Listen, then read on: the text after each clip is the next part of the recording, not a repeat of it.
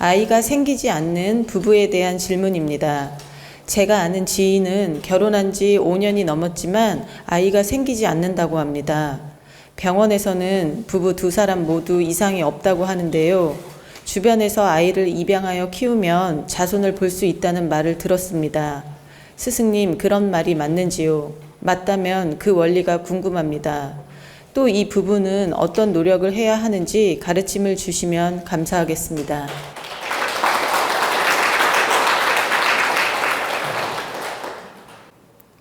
우리가 신체적으로 어떤 질병도 없고 문제점이 없는데 임신이 안 되는 경우가 있습니다. 그 이유는 1차적으로 궁합에 문제가 있어서 그러한 경우가 있고, 또 사주팔자의 자손이 너무 귀한 경우에 신체적으로 문제가 없는데 임신이 안 되는 경우가 있습니다. 그러니까 궁합의 문제점, 개인의 사주의 문제점, 이런 경우에 신체적 아무 하자가 없는데도 임신이 쉽게 안 된다.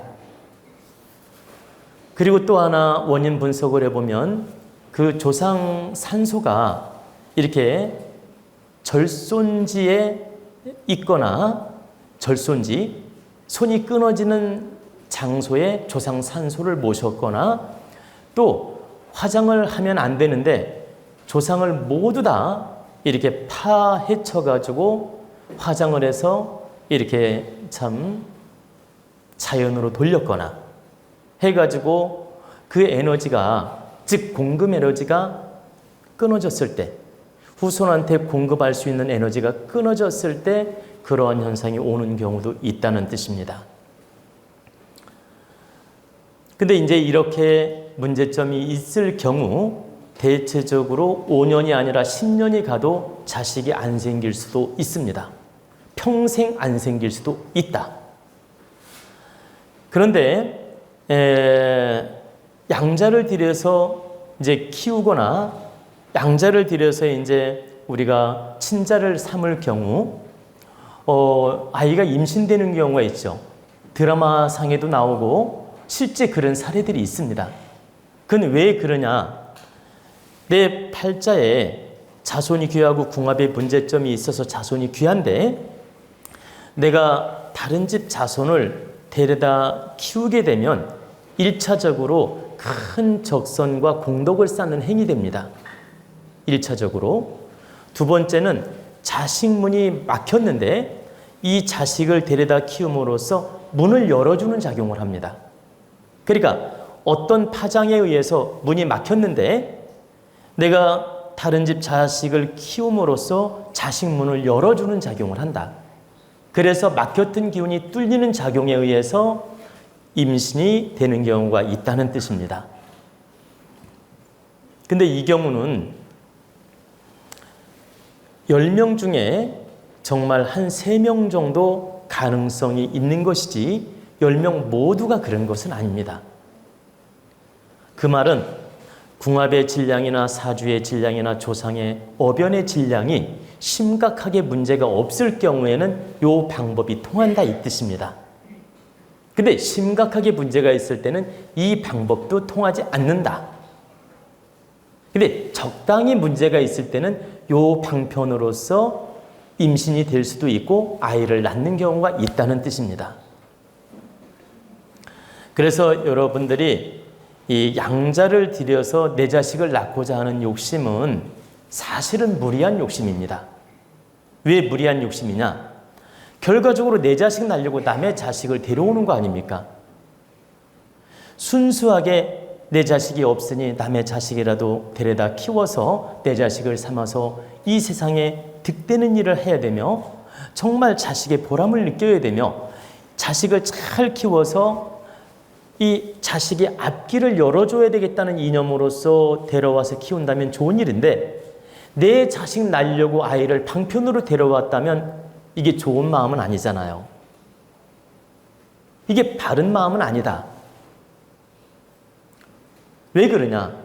그 욕심의 잣대로 아이를 데려왔을 때 아이를 낳았어요, 만약에. 그럼 어떤 마음이 드냐? 처음에는 기쁘고 고마운 마음이 들어요. 세월이 지나면서 자기 친자는 귀하고 이렇게 데려온 자식은 귀한 걸 못 느낍니다. 그래서 차별을 하게 돼요. 자기 친자에 대해서는 벌벌 떨고 데려온 자식에 대해서는 대충 키우는 거 있지 않습니까? 이런 현상이 나타날 수 있다.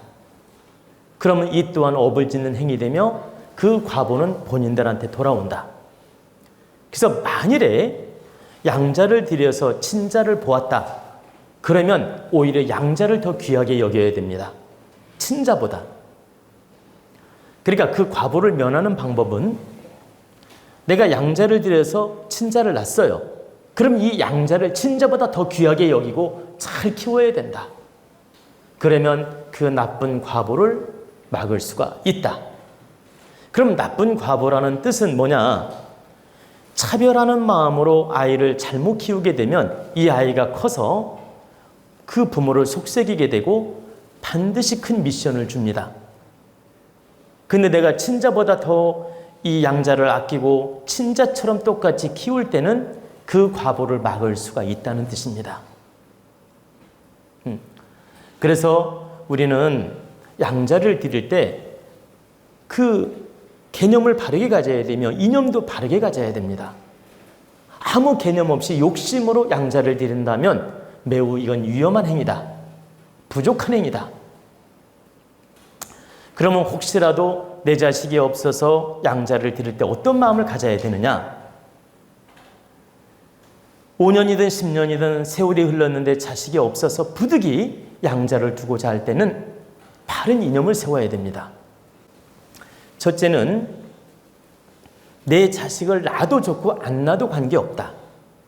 나는 순수하게 내 자식이 없으니 다른 집 자식이라도 내 자식처럼 양자로 들여서 바르게 잘 키워서 내가 한 인생을 보람되게 살겠다.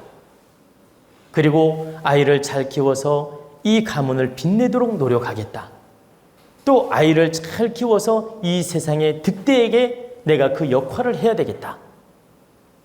이런 마음으로 아이를 이렇게 양자를 받아야 되며 또 양자를 받았을 때 아이를 낳든 안 낳든 내 친자라는 마음을 가져야 됩니다. 그러면 안 낳아도 친자라는 마음으로 바르게 키워야 되고 설령 태어나더라도 친자보다 더 소중하게 키워야 된다.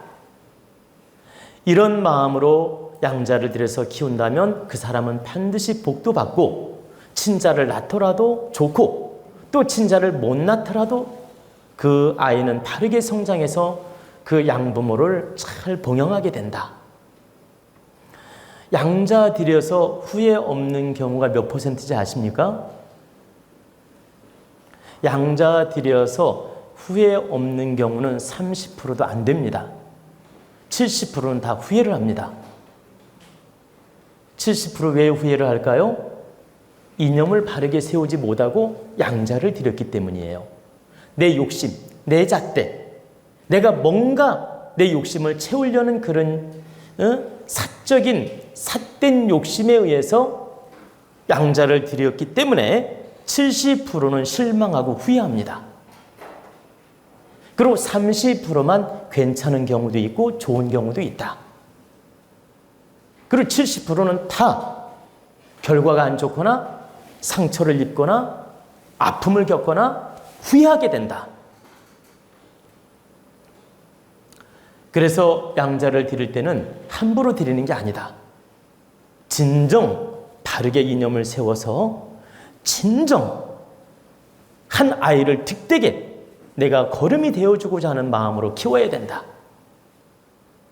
내가 친자를 못 키웠으니 양자로도 잘 키워서 내가 밑거름이 되어주겠다는 그런 이념으로 아이를 데려와서 키워야 된다.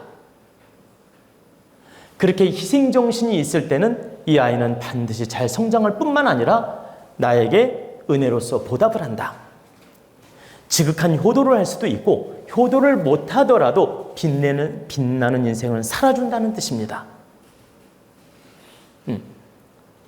그게 의미가 있지. 내 욕심의 잣대로 아이를 키우는 게 무슨 의미가 있겠습니까? 그 아이가 결과가 좋지 않다면 아무 의미 없는 것입니다. 또 후회하는 인생으로 키웠다. 아무 의미가 없는 것입니다. 오히려 업을 짓는 행위 돼요. 그래서 여러분들 중에 이러한 인연 속에, 이러한 환경 속에, 이러한 조건 속에 놓여 있다면 신중하게 양자를 드려야 되며 이 방편은 정말 신중해야 된다. 함부로 선택하는 방편이 아니라는 뜻입니다. 제가 이제 왜 이 결과까지 말씀을 드렸느냐? 방편만 말씀을 드리면 우리 아이 없으니까 우리 아이 낳으려면 양자 드려봐? 이렇게 쉽게 생각할까 봐 제가 결과까지 말씀을 드린 것입니다. 그래서 제가 이 말씀을 드리는 핵심은 양자를 드려서 내 자식을 낳겠다는 욕심을 갖지 말고 양자를 드리게 되면 내 자식을 낳든 못 낳든 관계없이 양자를 드려서 바르게 키우겠다. 보람되게 키우겠다. 내가 잘 키워서 내 인생도 빛이 나고 아이 인생도 빛나게 만들어야 되겠다. 이런 이념을 가지고 양자를 드릴 때 바르게 드리는 것이며 결과도 좋다는 뜻입니다. 혹시나 양자를 드리고 싶은 분은 이러한 이념을 가지는 뜻입니다.